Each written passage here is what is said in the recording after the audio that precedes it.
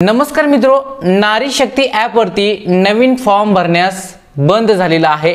No new form submitted असा message येत आहे। पोर्टल सुरू झालेला आहे। पोर्टल वरती फॉर्म भरताना बरेचसे तुम्हाला एरर येत असतील। आजच्या व्हिडिओमध्ये पोर्टल वरती कशा पद्धतीने माझी बहीण लाडकी योजनेचा online form A to Z भरायचा हे सांगण्यात येणार आहे। शेवटपर्यंत व्हिडिओ पहा। तुमचा फॉर्म भरायचा राहिला असेल तर कशा पद्धतीने भरायचा पोर्टल वरती हे आजच्या व्हिडिओच्या माध्यमातून तुम्हाला पाहायला भेटणार आहे। मध्यंतरी बरेचसे मला सुद्धा एरर आलेले आहेत, त्याचं सोल्युशन सुद्धा काढत मी शेवटपर्यंत फॉर्म भरलेला आहे। चला तर आजच्या व्हिडिओला सुरू करूया। माझी बहीण लाडकी योजनेचा ऑनलाइन फॉर्म पोर्टल वरती सुरू करण्यात आलेला आहे। ladkibahin.maharashtra.gov.in या वेबसाईट वरती यावं लागेल। आता आपल्याला वाटेल की वेबसाईट बंद वगैरे आहे, हो असू शकते, पण मी लाईव्ह तुम्हाला दाखवतोय। आज तारीख आहे इथे 8/8/2024 सकाळचे 8:26 झालेले आहेत। लाईव्ह प्रूफ आहे। आता मित्रो पहा कशा पद्धतीने हा फॉर्म भरायचा आहे। सर्वात प्रथम आपल्याला या पोर्टल वरती आल्यानंतर अर्जदार लॉग इन नावाचा ऑप्शन आहे, यावरती क्लिक करायचं आहे। यामध्ये आपल्याला जर लॉग इन केला असाल तर मोबाईल नंबर, पासवर्ड, कॅप्चा टाकून लॉग इन करू शकता।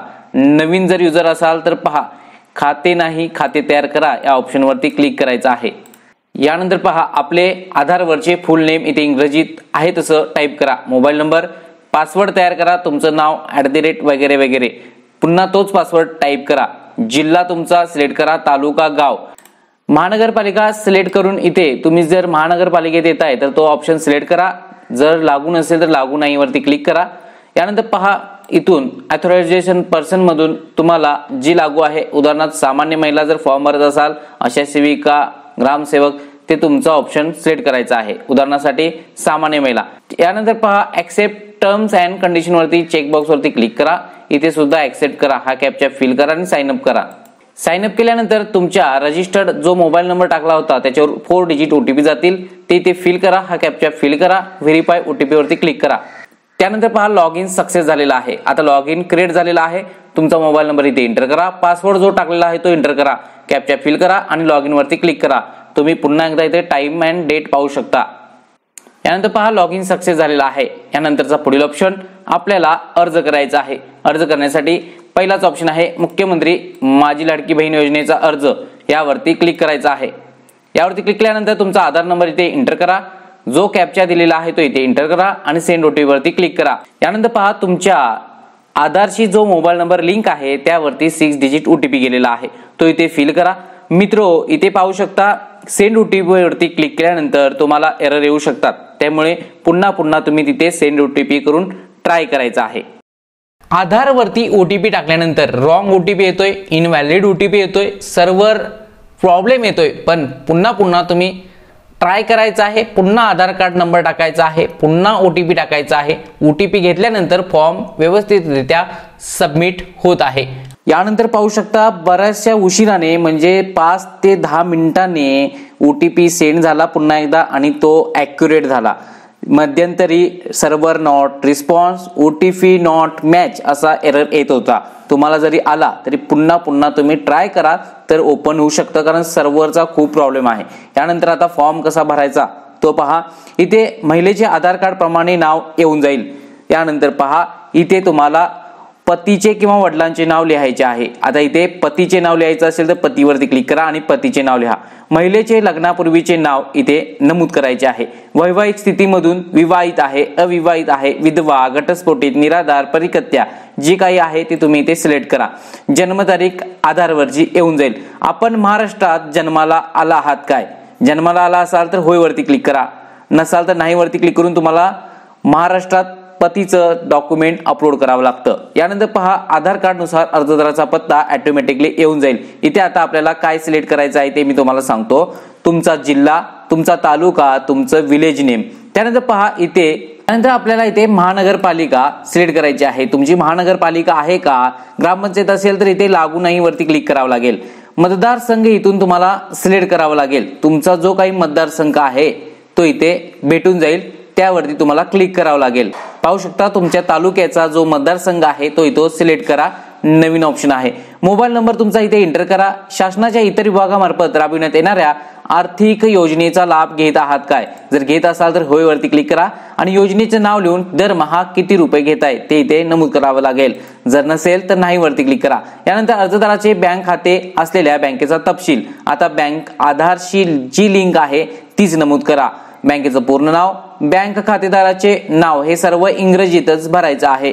बँक खाते क्रमांक, पुन्हा एकदा बँक खाते क्रमांक इथे नमूद करा। IFSC कोड इथे नमूद करायचा आहे। त्यानंतर पहा आपले बँक खाते आधारशी जोडले आहे काय? जोडले आहे तर होय वरती क्लिक करा, कारण बँक आधारशी जोडले असेल तरच आपल्याला खात्यावरती पैसे येणार आहे। जर आपले बँक खाते जोडले नसेल तर आधारशी जोडून घ्या असा सुद्धा संदेश यामध्ये देण्यात आलेला आहे। यानंतर आपल्याला आता कागदपत्र अपलोड करायचे आहेत। अधिवास प्रमाणपत्र, जन्म प्रमाणपत्र किंवा शाळा सोडल्याचा दाखला किंवा 15 वर्षापूर्वीचे रेशन कार्ड किंवा 15 वर्षापूर्वीचे मतदार ओळखपत्र, यामध्ये आता दोन्ही बाजू अपलोड करायचे आहेत। दोन्ही बाजू कशा अपलोड करायच्या आहेत एकाच पेजवरती, याचा व्हिडिओ मी बनवलेला आहे। आय बटन किंवा डिस्क्रिप्शन मध्ये जाऊन पाहू शकता। त्याप्रमाणे तुम्ही रेशन कार्डच्या दोन्ही बाजू एकत्र करा किंवा मतदान कार्डच्या दोन्ही बाजू एकत्र करा। आता इथून अपलोड वरती क्लिक करायचं आहे आणि जिथे फाईल ठेवलेला आहात तिथून तुम्हाला त्यांचं डॉक्युमेंट अपलोड करावं लागेल। अपलोड केल्यानंतर व्ह्यू फाईल केल्यानंतर इथे पहा फाईल अपलोड सक्सेसफुलीचा मेसेज आहे। व्ह्यू फाईल केल्यानंतर ती फाईल ओपन होऊ शकते। आता पहा तुमच्याकडे केशरी किंवा पिवळे रेशन कार्ड आहे काय? असल्यास होय वरती क्लिक करा आणि यानंतर केशरी रेशन कार्डची समोरील बाजू म्हणजे पहिली बाजू, केशरी रेशन कार्डची किंवा पिवळी रेशन कार्डची मागील बाजू अपलोड करायची आहे। अर्जदाराचे हमीपत्र इथे अपलोड करायचं आहे। यानंतर पहा इथे अर्जदाराचा फोटोसाठी दोन ऑप्शन आहे। यामध्ये पहा तुम्हाला गॅलरी मधून सुद्धा अपलोड करता येते आणि लाईव्ह कॅमेरा मधून सुद्धा कॅप्चर करता येते। यानंतर हमीपत्राचा स्वीकारा यावरती चेकबॉक्स वरती क्लिक करायचं आहे। सर्व अटी शर्ती स्वीकारायच्या आहेत। त्यानंतर सबमिट वरती क्लिक करायचं आहे। पाहू शकता सर्व फाईल अपलोडेड सक्सेसफुली झालेले आहेत। इथे डिक्लेरेशनला क्लिक करा, सबमिट वरती क्लिक करायचं आहे। पहा तुमचा नोंदणी फॉर्म पुनरावलोकनासाठी आलेला आहे। फोटो, तुमचं नाव, लग्नापूर्वीचं नाव, वैवाहिक स्थिती, संपूर्ण डिटेल्स, ऍड्रेस, संपूर्ण माहिती आलेली आहे। ही पुन्हा एकदा चेक करा, बरोबर आहे का ते तपासा। बरोबर असल्यास कॅप्चा फिल करायचा आहे इथं आणि सबमिट वरती क्लिक करायचं आहे। सबमिट करण्यापूर्वी सर्व माहिती दोनदा तपासा। सबमिशन केल्यानंतर संपादनास परवानगी दिली जाणार नाही, म्हणजे पुन्हा भरण्यास परवानगी दिली जाणार नाही। अकाउंट नंबर वगैरे करेक्ट चेक करून घ्या। ऍप्लिकेशन सबमिटेड सक्सेसफुली झालेला आहे। आता आपल्याला कुठे जायचं आहे? आपला फॉर्म सबमिट झालेला आहे हे पाहण्यासाठी यापूर्वी केलेले अर्ज आहे यावरती क्लिक करा। इथे आपल्याला आपलं नाव, ऍप्लिकेशन नंबर आलेला आहे, आपला फोटो दिसतोय आणि ऍप्लिकेशन स्टेटस मध्ये पेंडिंग दिसत आहे। ऍक्शन मध्ये इथे डोळ्याचं चिन्ह आहे, त्यावरती क्लिक केल्यानंतर तुमचा संपूर्ण फॉर्म इथे पुन्हा पाहायला भेटतोय। अशा पद्धतीने घर बसल्या तुम्हाला माझी बहीण लाडकी योजनेचा अर्ज पोर्टलवरती सुलभरित्या पाहता येतोय। आता पुन्हा एकदा तुम्हाला दाखवतोय, पाहू शकता इथे तारीख आहे, तुम्हाला इथे तारीख सुद्धा पाहायला भेटते 8/8/2024 म्हणजे आताचाच फॉर्म आहे। टायमिंग पहा, फॉर्म भरायला वेळ लागत आहे कारण सर्व्हर प्रॉब्लेम आहे, OTP जायला वेळ लागतो, OTP नॉट सपोर्टेड येतोय। पुन्हा ट्राय केल्यानंतर तुमचा फॉर्म हा सक्सेसफुली भरला जातो। अशा पद्धतीने तुम्ही सुद्धा फॉर्म भरून घ्यायचा आहे।